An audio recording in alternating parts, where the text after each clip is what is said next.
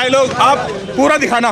मेरी दिल्ली ने आज ओखला ने पूरी दिल्ली ने हमारे अमानत भाई को जिताया। आज हिंदू मुसलमान सब होके एक होकर वोट किया और एक फिल्म का आप देखिए फ्लोर समझे थे क्या।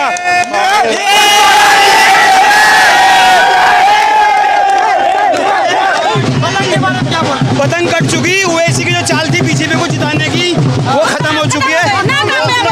ओखला की जनता ने साबित कर दिया, उन्होंने डेवलपमेंट के नाम पे वोट करा है और सिर्फ ओखला की अवाम ने डेवलपमेंट पे ही वोट दिया है।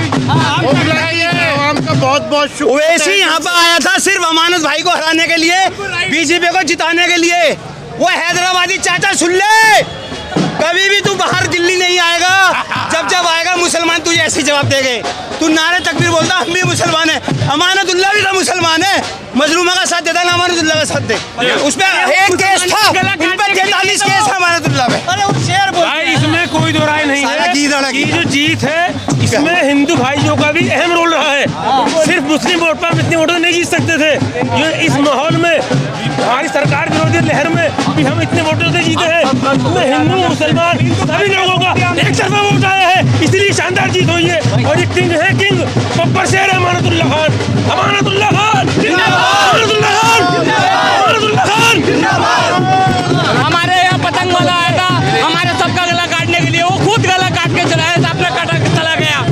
ये जनता की जीत है, अमानतुल्लाह भाई की जीत है, इनके कामों की जीत है। इन्होंने काम करा है इलाके में, उनकी जीत है। हर मजलूम के साथ है, बीमार के साथ है, हर इंसान के साथ अमानत भाई।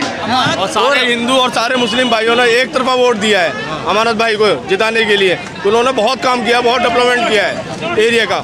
ओखला अमानतुल्लाह खान जिंदाबाद। दिल्ली की जीत का जश्न मना रहे हैं और अमानत साहब अभी बाहर निकलेंगे। भाई ओखला की आवाम की जीत है, ओखला की आवाम जीत गई और फिरका परस्त ताकतें हार गई। फिरका परस्त का मतलब ये नहीं है कि केवल बीजेपी हारी है, बीजेपी को जिताने वाले भी हार गए। जो हैदराबाद से आए थे उन्होंने ओखला की आवाम को बांटने की जो साजिश करी और उन्होंने कोशिश किया कि चोर दरवाजे से बीजेपी को ओखला में ला दिया जाए, लेकिन ये ओखला की आवाम इस साजिश को समझ गई और उनको मुंह तोड़ जवाब दिया है। ये बहुत बड़ा मजलूम की लड़ाई लड़ने आए थे, आप उनका साथ नहीं दिए। किसकी मजलूम? कौन मजलूम है? रहमान की भाई ये सिफा भाई हमारे हमदर्द हैं, हम सिफा भाई के हमदर्द हैं। सिफा भाई से हमारी हमदर्दी है, हम सिफा भाई से मोहब्बत करते हैं और हम कोशिश करेंगे। हमारे विधायक ने बोला है कि सिफा भाई के लिए अच्छा वकील किया जाए। साहब क्या हुआ, आए थे वहाँ, भेज दिया आप लोग हैदराबाद फिर से? देखिए हमारा एक दोस्त है, वो उसकी बिरयानी की दुकान है जाकिर नगर में, तो उसने लिखवाया था हैदराबादी बिरयानी। आज उसने उस बैनर को हटा दिया, बोला कि हैदराबादी बिरयानी की जरूरत यहाँ नहीं है।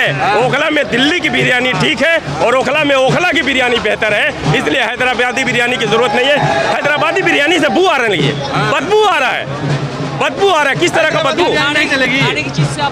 बदबू आ रहा है। हैदराबादी बिरयानी है भाई, वो दिमागी रूप से पतंग किधर गई? नहीं, पतंग में जो तिल्ली लगी थी ना, पतंग में जो तिल्ली थी वो झाड़ू की थी। अमानत भाई ने बोला कि तो बहुत उड़ लिया, वो तिल्ली खींच लिया ओखला की आवाम ने, वो बेलगाम हो गई, खत्म, नो पतंग खत्म। तिल्ली निकाल लिया अमानत भाई ने, झाड़ू खींच लिया उसमें से, वो लपट गए उसमें। क्या कहेंगे ओखला की जनता किस तरह से, क्या लग रहा? मुस्लिम लीडरशिप की बात चल रही थी, ओवैसी को आप लोगों ने इनकार कर दिया। देखिए हाँ, ये बात आपने बहुत अच्छा पूछा। ओखला की जनता अपने संविधान पे, अपने कॉन्स्टिट्यूशन पे भरोसा करती है।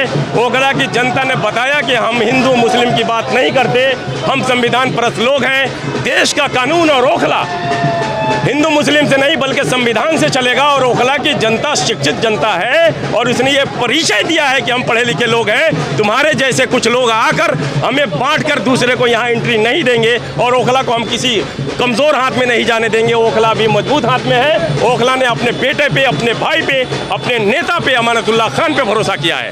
सच्चे मुसलमान को आप लोग हरवा दिए। सच्चा मुसलमान कौन होता है? कौन है सच्चा मुसलमान? जिस तरह जिस तरह हिंदू हिंदू हिंदू हिंदू बीजेपी करती है, बीजेपी का एजेंडा है हिंदुत्व, उसी तरह ओवैसी साहब मुस्लिम मुस्लिम मुस्लिम। जिस तरह बीजेपी ने पूरा हिंदुत्व का ठेका ले रखा है, क्या ओवैसी साहब मुस्लिम का ठेका रखा है? पूरा मुसलमान उनके बाप की किसी के बाप की जागीर है क्या? मुसलमान तो कुरान पे भरोसा करता है, मुसलमान का यकीदा कुरान है, मुसलमान का यकीदा और ईमान कुरान है। वो कौन है मुस्लिम की बात करने वाला? और उसके बाद पे हम कैसे आ सकते हैं? ओखला की आवाम पढ़ी लिखी आवाम है भाई, जामिया यही है।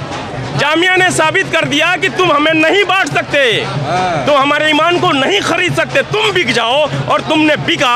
ओवैसी साहब ने क्या किया? इस साजिश को समझिए।